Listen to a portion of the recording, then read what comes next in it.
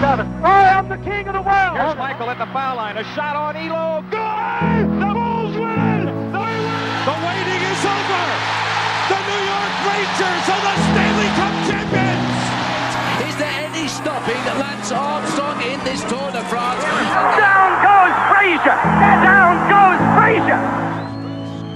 When I was in high school, I wanted to be a sportscaster, sharing my passion and love for sports, to report on major events in sports history.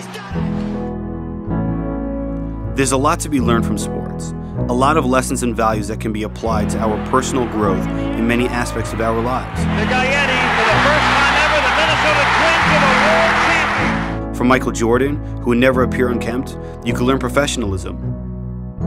From John Elway, who never despaired during his tragic life, I learned grit. From Curtis Martin, I learned appreciation. I'm so grateful to my mother. That is the strongest individual that I've ever known. I didn't realize that those same values and lessons would help me with my real career, a career as a teacher. My parents are amazing people. They always instilled within me a passion for Judaism and commitment to giving back to your community. My father, a renowned doctor in his field, would always wear a kippah, even during public interviews, some of which would be aired on television and even in theaters. My mother, a social worker who was dedicated to helping her clients as well as her Jewish community through her positions as Sisterhood President or President of Amit. It was with this background that I came to Yeshivat Lev HaTorah, and it was these values that guided me to later join the IDF.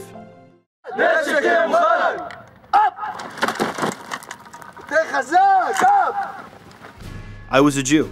A Jew should feel responsible for his nation. While in the army, I learned some valuable lessons. The importance of every member of your crew, whether you were a sharpshooter, a cook, or an intelligence officer.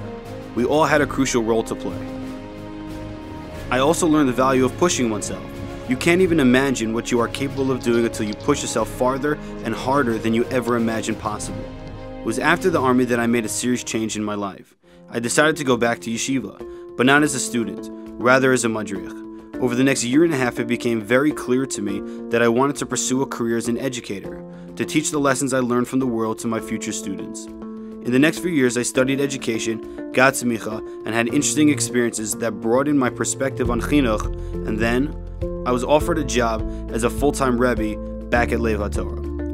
My approach to teaching is that I believe Torah should be seen as practical, and I try to give over ideas that make my students think and act.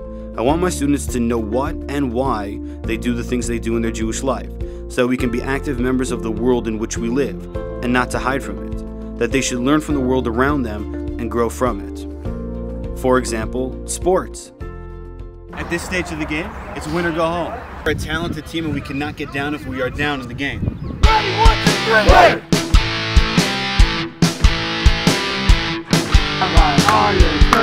Rabbi Aryeh Kirshblum. I believe you can find God's message in everything in the world.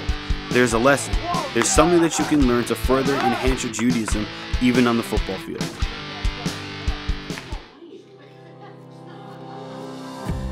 We can find these messages in films too. Films are visual mashalim, teaching us very important ideas. The idea is simple. A healthy Jew utilizes the world around him to enhance his life and fulfill his purpose in it. I have found teaching to be my calling in life, and I couldn't have gotten here without the loving help of my parents, who both inspired and encouraged me to be the teacher I am today, but even more so for supporting me through these decisions. God, Judaism, and the world are all very much connected. It's our job to find a way to bridge all three, and when we do, we emerge as greater people and greater representatives of God.